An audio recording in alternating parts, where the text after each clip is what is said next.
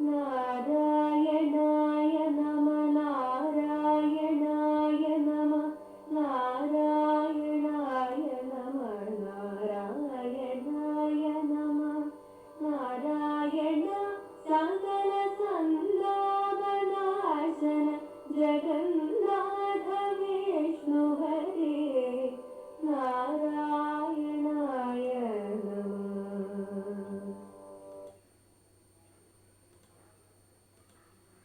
ഗർഭസ്ഥനായി ഭൂമി ജനിച്ചും മരിച്ചുമുദകപ്പോള പോലെ ജനനാന്തേന നിത്യഗതി ത്വൽഭക്തി വർദ്ധനമുദിക്കേണമെൻ മനസി നിത്യം തൊഴായി വരിക നാരായണായ നമ.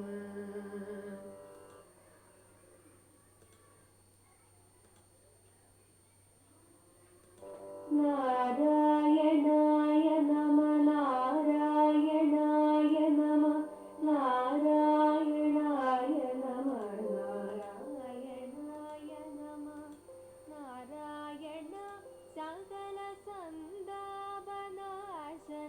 ജഗന്നാഥ വിഷ്ണു ഹരേ നാരായണായ നമ. ഹരിനാമ കീർത്തനം ശ്രീ ബാലകൃഷ്ണൻ നായർ സാർ എഴുതിയ വ്യാഖ്യാനത്തിൻ്റെ ഓഡിയോ ബുക്ക് തുടരുന്നു. 7-ാം പദ്യം. ഗർഭസ്ഥനായി ഭുവി ജനിച്ചും മരിച്ചുമുദകപ്പോള പോലെ ജനനാന്ത്യേന നിത്യഗതി ത്വദ്ഭക്തി വർദ്ധനമുദിക്കേണമെൻ മനസി നിത്യം തുഴായി വരിക നാരായണായ നമഃ. ഗർഭസ്ഥനായി മാതൃഗർഭത്തിൽ കുറേ കാലം കഴിച്ചുകൂട്ടിയിട്ടുണ്ട്. ഭൂമിയിൽ ഉദകപ്പോള പോലെ, വെള്ളത്തിലെ കുമിളയെന്ന പോലെ ജനിച്ചും മരിച്ചും പിറന്നും ചത്തും സംസാരഗതി തുടരണം. ജനനാന്ത്യേ മരണവേളയിൽ ന നിത്യഗതി മോക്ഷം ലഭിക്കുന്നതേയില്ല. എൻ മനസ്സി അതുകൊണ്ട് എൻ്റെ മനസ്സിൽ ത്വദ്ഭക്തി വർദ്ധനമുദിക്കണം. സംസാരഗതി ഒടുങ്ങിക്കിട്ടാൻ അങ്ങയോടുള്ള ഭക്തി സദാ വർദ്ധിച്ചുകൊണ്ടേയിരിക്കണം. നിത്യം തൊഴായി വരിക, അതിനായി സദാ അങ്ങയെ പ്രണമിക്കാൻ ഇടവരട്ടെ. നാരായണായ നമഃ. അല്ലയോ നാരായണ, അങ്ങേക്ക് നമസ്കാരം. മായാമറ നീങ്ങാത്തിടത്തോളം മാതൃഗർഭത്തിൽ കുറേ കാലം കഴിച്ചു കൂട്ടിയിട്ട് ഭൂമിയിൽ വെള്ളത്തിലെ കുമിള പോലെ പിറന്നും ചത്തും സംസാരഗതി തുടരണം. മരണവേളയിൽ മോക്ഷം ലഭിക്കുന്നതേയില്ല. അതുകൊണ്ട് എൻ്റെ മനസ്സിൽ അങ്ങയോടുള്ള ഭക്തി വർദ്ധിച്ചുകൊണ്ടേയിരിക്കണം. അതിനായി സദാ അങ്ങയെ പ്രണമിക്കാൻ ഇടവരട്ടെ. അല്ലയോ നാരായണ, അങ്ങേക്ക് നമസ്കാരം. ഗർഭസ്ഥനായി ഗർഭദുഃഖം, ജനനദുഃഖം, മരണദുഃഖം ഇവയാണ് സംസാരഗതിയിലെ മഹാദുഃഖങ്ങൾ.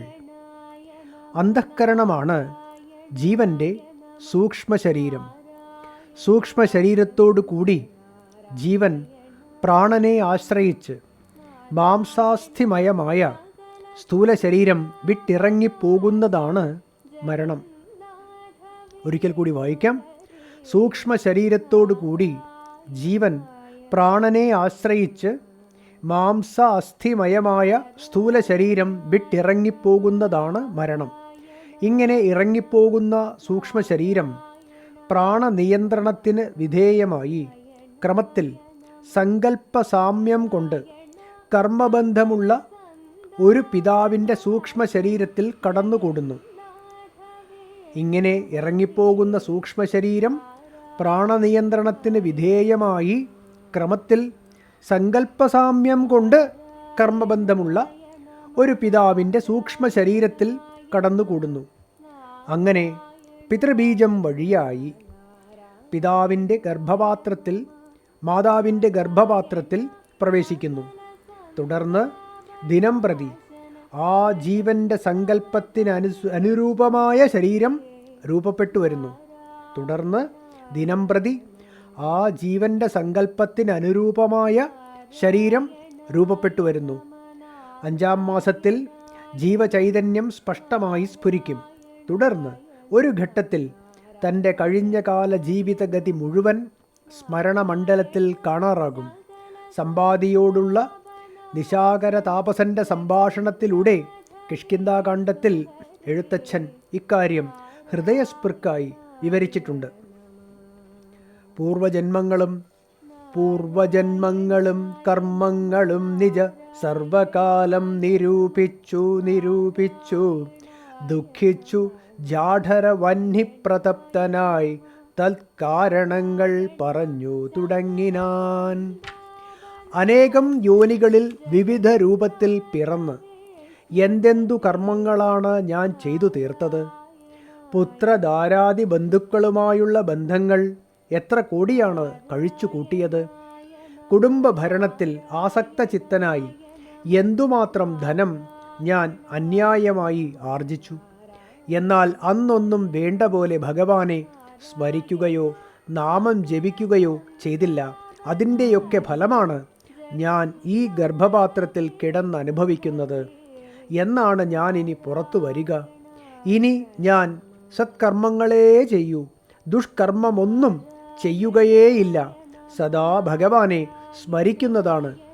ഇങ്ങനെയൊക്കെ ചിന്തിച്ചു കഴിയവേ 10 മാസം തികയും വിധൗ ഭൂതലേ ചിത്തതാപേന പിറക്കും വിധിവശാൽ സൂതിവാദത്തിൻ ബലത്തിനാൽ ജീവനും ജാതനാം യോനിരന്ധ്രേണ പീഡാന്വിതം.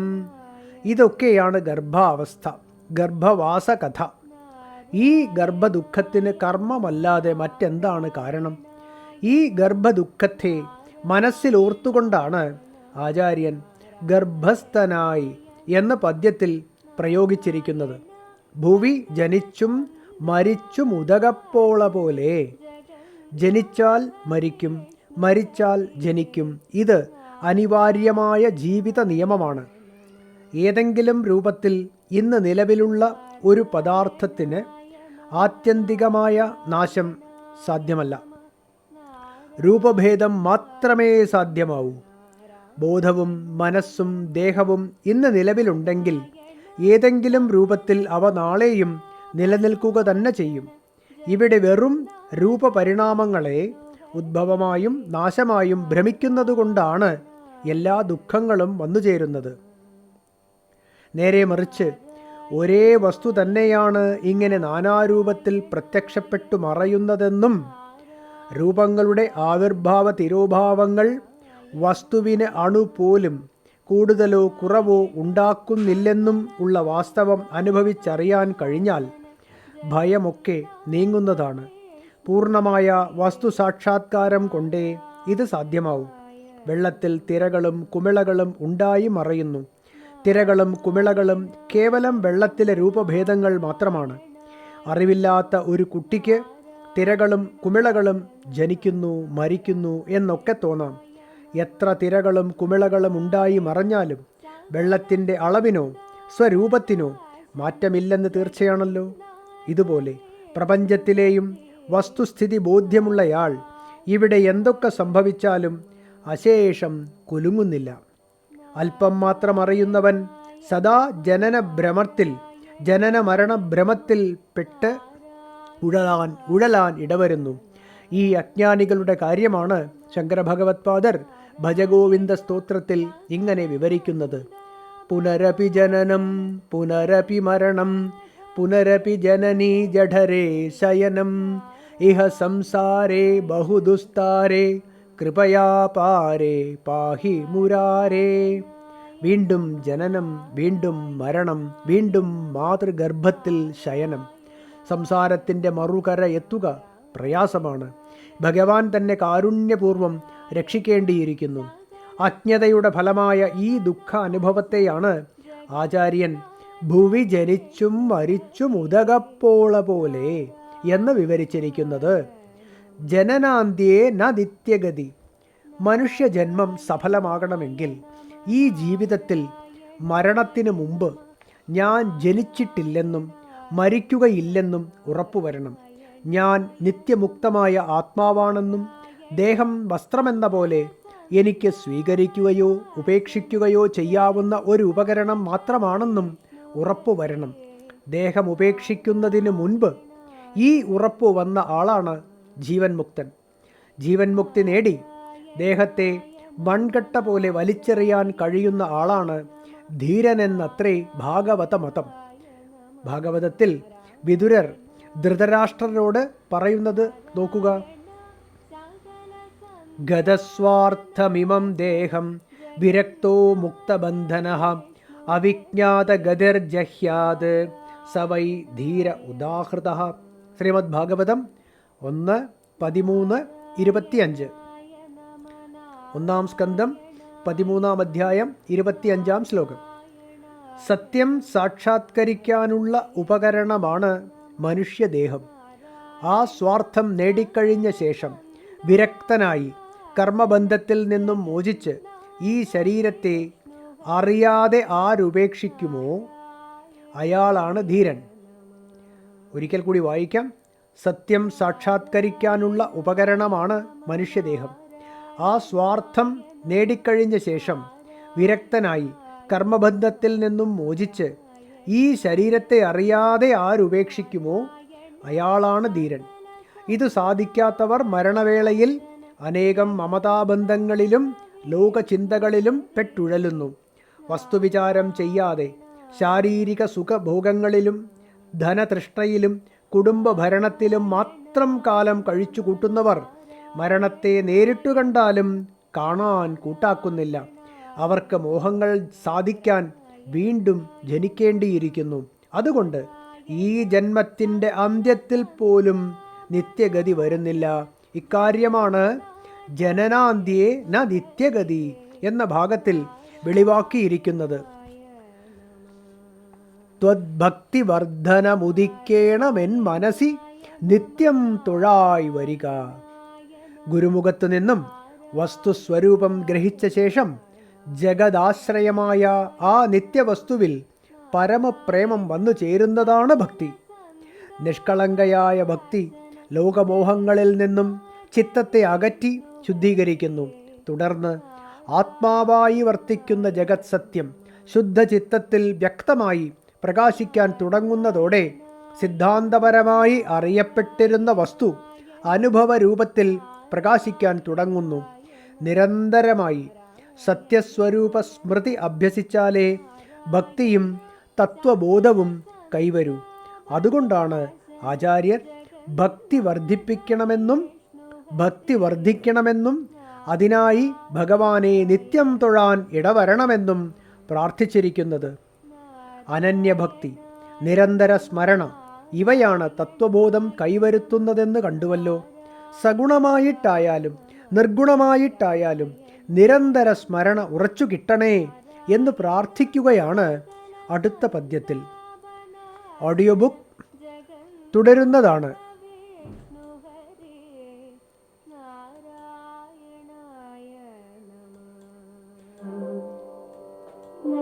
നാരായണായ നമ നാരായണായ നമ നാരായണായ നമ നാരായണായ നമ നാരായണ സകല സന്താപനാശന ജഗ